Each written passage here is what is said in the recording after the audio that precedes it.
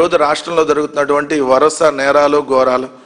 మొన్నటికి మొన్న మనం చూసాం, ఆంధ్రప్రదేశ్ రాష్ట్ర మద్యం తాగి రాజమండ్రిలో 23 ఏళ్ల యువకుడు ఒక అతను, 24 ఏళ్ల యువకుడు ఒక అతను, వీళ్ళిద్దరూ కలిసి ఏదైతే ఒక వైద్యురాలిని చంపేసినటువంటి పరిస్థితి, కారుతో గుద్ది దాన్ని ఆ ఇన్సిడెంట్ మనం చూసాం. దాని తర్వాత చూస్తే సాక్షాత్తు పోలీసులే మద్యం దాగి ఆటోని గుద్దేసి ఉల్టా వాళ్ళ మీదే మళ్ళీ కేసులు పెట్టినటువంటి పరిస్థితి. ఇలా ఒకటా రెండా అని చూస్తే ఈ రాష్ట్రంలో ఈరోజు మద్యం వల్ల జరుగుతున్నటువంటి అనేక అనర్థాలు. ఇది 17/8/2026 పత్రికల్లో వచ్చినటువంటి వార్త. ఒకటి కాదు, రెండు కాదు, 3 జిల్లాల్లో 3 సంఘటనలు, ఒకే రోజు జరిగినటువంటి సంఘటనలు. అన్నను గొడ్డలితో నరికి చంపిన తమ్ముడు మద్యం దాగే, మన చంద్రబాబు నాయుడు గారి బ్రాండ్లు దాగే. 2, తండ్రిని హతమార్చిన కుమారుడు, ఇది కూడా చంద్రబాబు నాయుడు గారి బ్రాండ్లు దాగే. దాని తర్వాత 3, భార్యను హత్య చేసిన భర్త. ఇదంతా ఆంధ్రప్రదేశ్లో మంచి నాణ్యమైన నాటు సరుకు తాగి పిల్లల్ని చంపేస్తున్నారు, అన్నలను చంపుతున్నారు, తండ్రులను చంపుతున్నారు, రోడ్డు మీద ఎవడ కనపడితే వాళ్ళని చంపేస్తున్నటువంటి పరిస్థితి. ఇందాక మనం మాట్లాడుకున్నాం కదా, మద్యం మత్తులో కారు నడిపి వైద్య విద్యార్థుల్ని ఢీకొట్టి చంపేసినటువంటి పరిస్థితి. ఇక్కడ చూస్తే పోలీసుల కారులోనే గంజాయి మద్యం, గంజాయి అది పెద్ద సబ్జెక్ట్ గారి తర్వాత మాట్లాడదాం. సో ఈ మద్యానికి సంబంధించి మొన్న కర్నూలు జిల్లాలో ఒక బస్సు ప్రమాదం జరిగింది.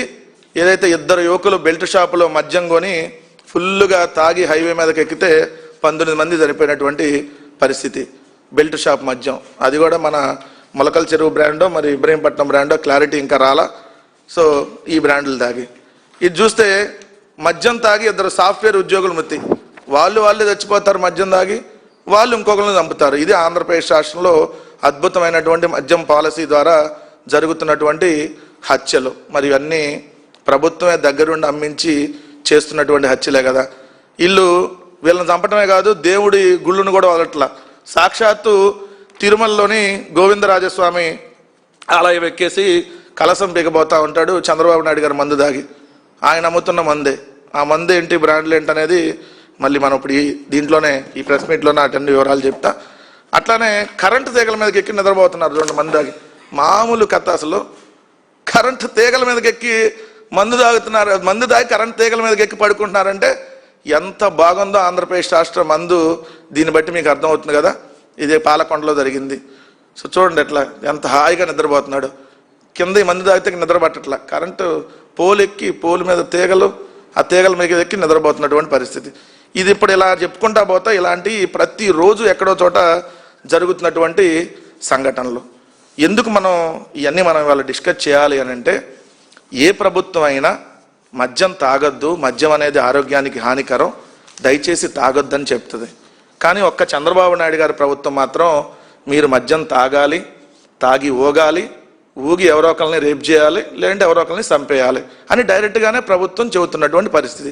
అందుకనే కదా మద్యం డోర్ డెలివరీ జరుగుతుంది. ఇక్కడ మనకి ఆంధ్రప్రదేశ్ రాష్ట్రంలో డోర్ డెలివరీ మద్యం బహుశా ఈ దేశంలో ఎక్కడా లేదు. ఒక ఆంధ్రప్రదేశ్లోనే ఈ కూటమి ప్రభుత్వం వచ్చినాక మద్యం డోర్ డెలివరీ జరుగుతున్నటువంటి పరిస్థితి. దీంతో పాటు మనం చూస్తే ఈ మద్యం డోర్ డెలివరీతో పాటు ఈరోజు మద్యానికి సంబంధించి ఇంత విపరీతంగా ఇన్ని అనర్థాలు జరుగుతున్న కూటమి ప్రభుత్వం ఎక్కడా కూడా దాని మీద చర్యలు తీసుకోకపోగా ఈ మద్యాన్ని 24 గంటలు మనం ఏటీఎం అంటే మనం డబ్బులు తీసుకునే మిషన్ అనుకుంటాం. ఆంధ్రప్రదేశ్లో ఏటీఎం అంటే ఎనీ టైం మద్యం, ఎప్పుడు కావాలంటే ఎక్కడ కావాలంటే అలా హోమ్ డెలివరీ కూడా చేస్తామని చెప్పి డైరెక్ట్గా ప్రభుత్వం ఇలాంటి ప్రకటన ఇచ్చినాక ఎవరి మీద చర్యలు తీసుకోవాలా? ఎందుకంటే ఇక్కడ స్థానిక ఎమ్మెల్యేలు దగ్గర నుంచి అందరికి వాటాలు ఉంటాయి కాబట్టి. సో ఆంధ్రప్రదేశ్లో మద్యం ఈ విధంగా విచ్చలవిడిగా అమ్మకాలు జరుగుతూ ఉన్నాయి.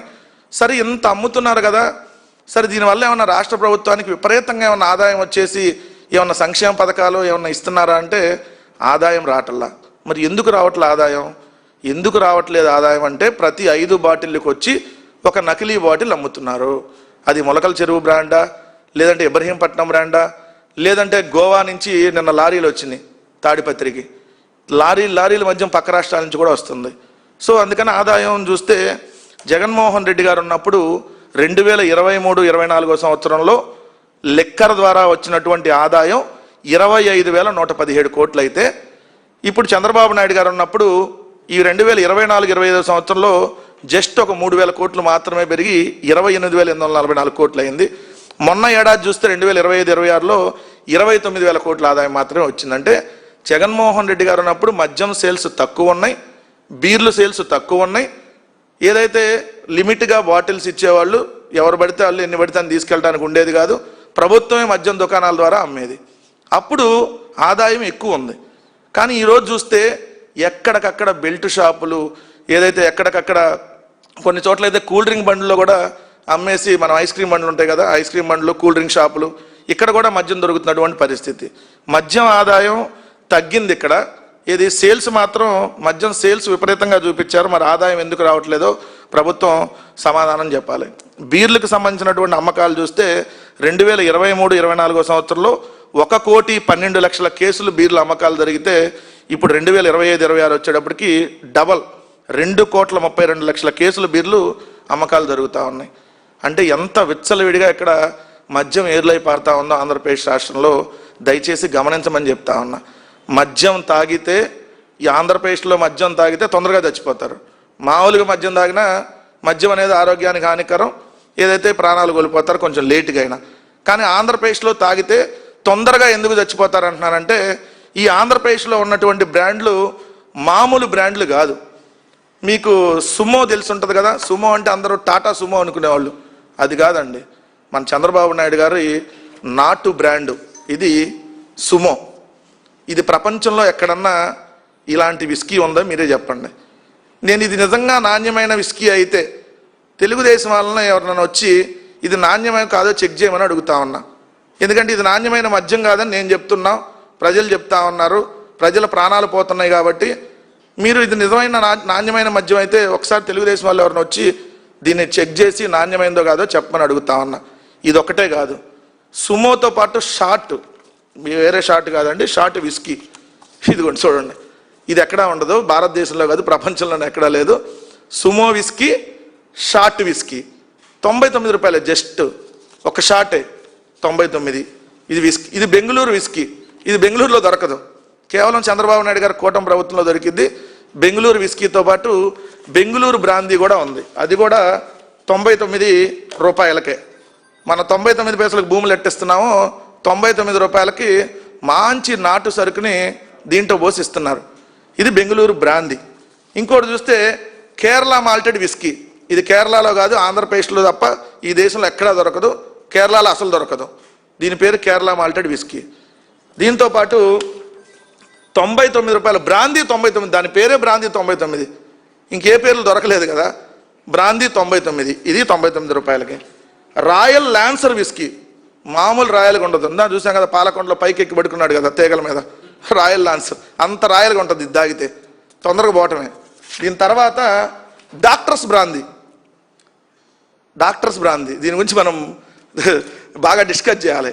జగన్మోహన్ రెడ్డి గారు ముఖ్యమంత్రిగా ఉన్నప్పుడు గ్రామాన విలేజ్ క్లినిక్స్ని పెట్టి ఇంటింటికి ఫ్యామిలీ డాక్టర్ని పంపిస్తే చంద్రబాబు నాయుడు గారు ఆ ఫ్యామిలీ డాక్టర్ని తీసేసి డాక్టర్స్ బ్రాందీని అమ్ముతున్నాడు. డైరెక్ట్గా కొనుక్కొని తాగండి, ఆ డాక్టర్లు పంపితే మళ్ళీ మెడిసిన్, ఇంజక్షన్లు ఇవన్నీ ఖర్చు, డైరెక్ట్గా ఒక్కటేస్తే చాలు, ఇది తొందరగా పోతాం అని చెప్పి డాక్టర్స్ బ్రాందీ అంట. సిగ్గు శరం కొంచెం అన్నా ఉందా అని అడుగుతున్నాయి ప్రభుత్వాన్ని. ఏం బ్రాండ్లు? డాక్టర్స్ బ్రాందీయా? డాక్టర్స్ పేరు, డాక్టర్లు అంటే అలాంటి డాక్టర్ల పేరుని మీరు చెడగొట్టడానికి ఈ డాక్టర్స్ బ్రాందీయా? దాంతోపాటు గుడ్ ఫ్రెండ్స్, మంచి స్నేహితుల మందు తక్కువ, ఇది కొంచెం ఎక్కువ 110. దీంతో పాటు ఓల్డ్ క్లబ్ అంటే బాగా పాతది అనుకుంటారేమో, తొందరగా పోయేది ఓల్డ్ క్లబ్.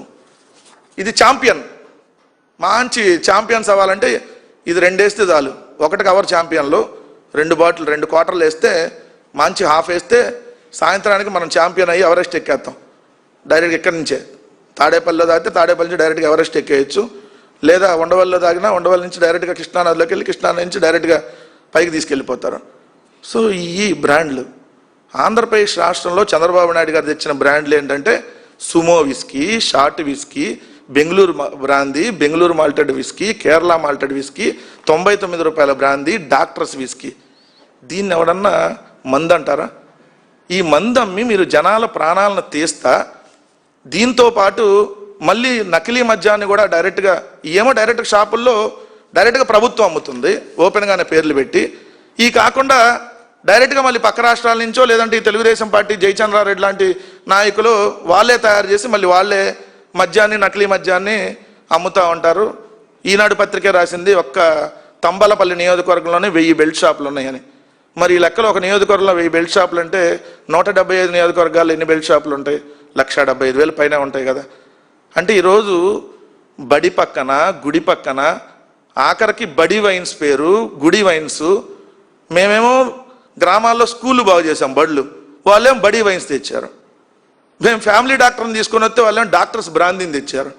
మేమేమో గ్రామాన సచివాలయాలు, రైతు భరోసా కేంద్రాలు, హెల్త్ క్లినిక్లు, డిజిటల్ లైబ్రరీలు కడితే వాళ్ళేమో గ్రామాన బడి వైన్స్, గుడి వైన్స్, కూటమి wines, Amaravati wines, Chandranna wines, Lokesh Babu wines, Pawan అన్న వైన్స్. ఇది వాళ్ళు తెచ్చింది 2 సంవత్సరాల్లో. ఏం బ్రాండ్లు అంటే మేము తెచ్చిన బ్రాండ్ అదైతే వాళ్ళు తెచ్చిన బ్రాండు ఇది. మరి దయచేసి ఒకటే చెప్తా ఉన్నా, ఈ మద్యాన్ని తాగొద్దు. తాగితే తొందరగా పోతారు. ఎంతకంటే క్లారిటీగా మీకు అర్థం అవిద్దని అనుకుంటున్నా. ఎందుకంటే ఈ బ్రాండ్లు చూస్తేనే మీకు అర్థం అవుతుంది కదా. సుమో విస్కీయా, షార్ట్ విస్కీ అంటే చంద్రబాబు నాయుడు గారు ఆంధ్రప్రదేశ్ రాష్ట్ర ప్రజల ప్రాణాలను తీయటం కోసం 99 రూపాయలకే మీకు లిక్కర్ ఇస్తున్నామని చెప్పి దీన్ని ఏదైతే కల్తీ మందుని దీంట్లో అమ్ముతా ఉన్నారు. దయచేసి ఇది తాగొద్దని చెప్పి చెప్తా ఉన్నాం ప్రజలకి. సో మద్యం తాగితే, మరీ ముఖ్యంగా చంద్రబాబు నాయుడు గారు అమ్మే మద్యం తాగితే తొందరగా ఏదైతే ప్రాణాలు కోల్పోతారనేది మాత్రం స్పష్టంగా తెలియజేస్తా ఉన్నాం.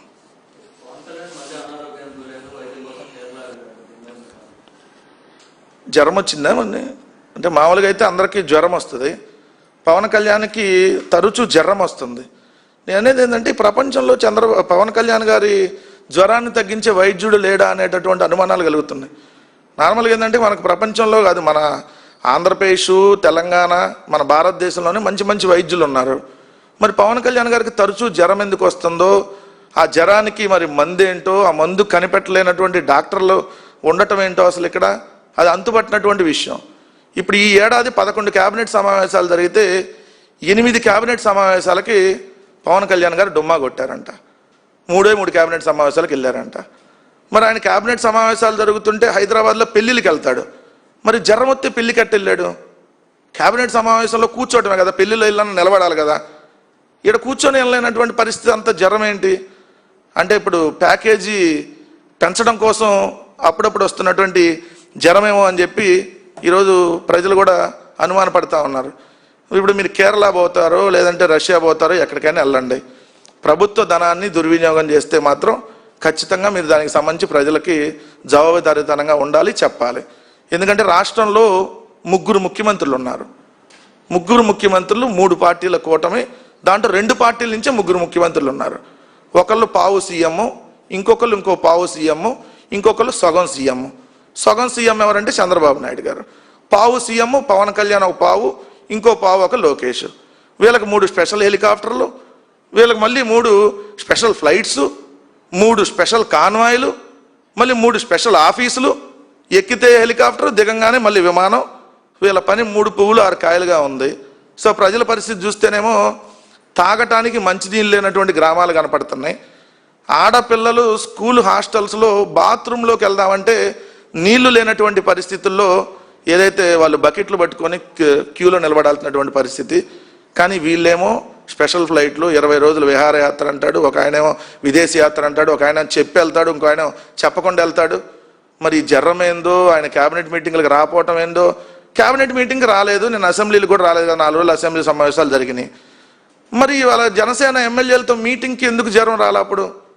సో ఓన్లీ జ్వరం చంద్రబాబు నాయుడు గారి దగ్గర డబ్బులు ఎక్కువ తీసుకునే జ్వరమా, ఇంకేదన్నా జ్వరం వచ్చిందో ఏదైతే పవన్ కళ్యాణ్ గారు దానికి సమాధానం చెప్పాలి.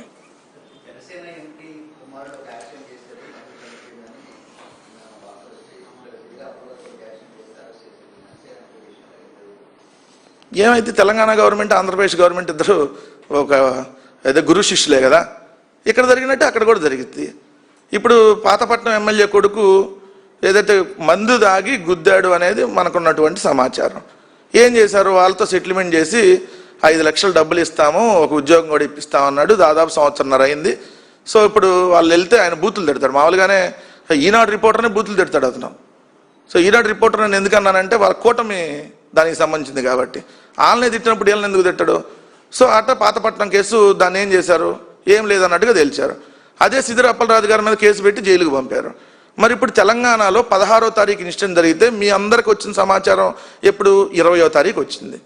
16వ తారీఖు యాక్సిడెంట్ జరిగితే 16 బయటికి రాలా, 17 బయటికి రాలా, 18 బయటికి రాలా, 19 బయటికి రాలా, 20వ తారీఖు న్యూస్ బయటకు వచ్చింది. అంటే ఏంటి, అసలు ఇది అతను ఒక ఎంపీ కొడుకని సమాచారం బయటకు రానియకుండా ఈ 3-4 రోజులుగా మసిబూసి అన్ని క్లోజ్ చేసే కార్యక్రమం చేశారనే కదా దానికి అర్థం. సో మరి ఇప్పుడు చంద్రబాబు నాయుడు అక్కడ వాళ్ళు ఫాలో అవుతున్నారు. సో ఇంకేముంటుంది, డబ్బులు ఇస్తారు, దాన్ని సెటిల్మెంట్ చేసేసుకుంటారు, ఇంకేం కేసు ఉండదు. నాకు తెలిసిన సమాచారం అసలు ఆ రోజు ఇన్సిడెంట్ జరగగానే అతను ఇమీడియట్గా ముందు పంపించేశారు అని. అతను అపోలోలో డ్రాప్ చేశాడంట. అపోలో తీసుకెళ్ళాడు అమ్మాయిని, ఏదైతే ఎవరు లైఫ్ స్టైల్లో పనిచేసేటటువంటి ఆమె చనిపోయింది కదా. సో ఆమెని మార్కెటింగ్ ఎంప్లాయ్. సో ఆమెని అపోలోకి అక్కడ జనాలందరూ గుమ్ముగూడేటప్పటికి నేను హాస్పిటల్కి తీసుకెళ్తాను, హాస్పిటల్ దగ్గర తీసేసి హాస్పిటల్లో కూడా లోపలికి తీసుకెళ్లకుండా ఆ కారులో అక్కడే వదిలేసి వెళ్ళిపోయాడు అనేది సమాచారం. మరి ఇప్పుడు ఏం చెప్తారు, నీతులు చెప్తా ఉంటారు కదా. ఇక్కడ ముందు హోంమంత్రి గారు రావాలి పొద్దున్నే ప్రెస్ మీట్కి, ఎందుకంటే ఆమె తొందరగా వచ్చేది అందరికంటే ముందు. నీట్గా రెడీ అయిపోయి జగన్ గారిని ఎలా తిట్టాలి మొత్తం ఒక రాసుకుంటుంది అన్నమాట లిస్టు. సో మరి ఇప్పుడు వచ్చి మీ జనసేన ఎంపీ కుమారుడు యాక్సిడెంట్ చేశాడు, మరి దీని మీద ఏం చర్యలు తీసుకుంటారు, మరి మీరే దగ్గరగా వెళ్ళి కేసులు పెట్టి దగ్గర నుండి చేస్తారా అనేది వాళ్ళే సమాధానం చెప్పాలి.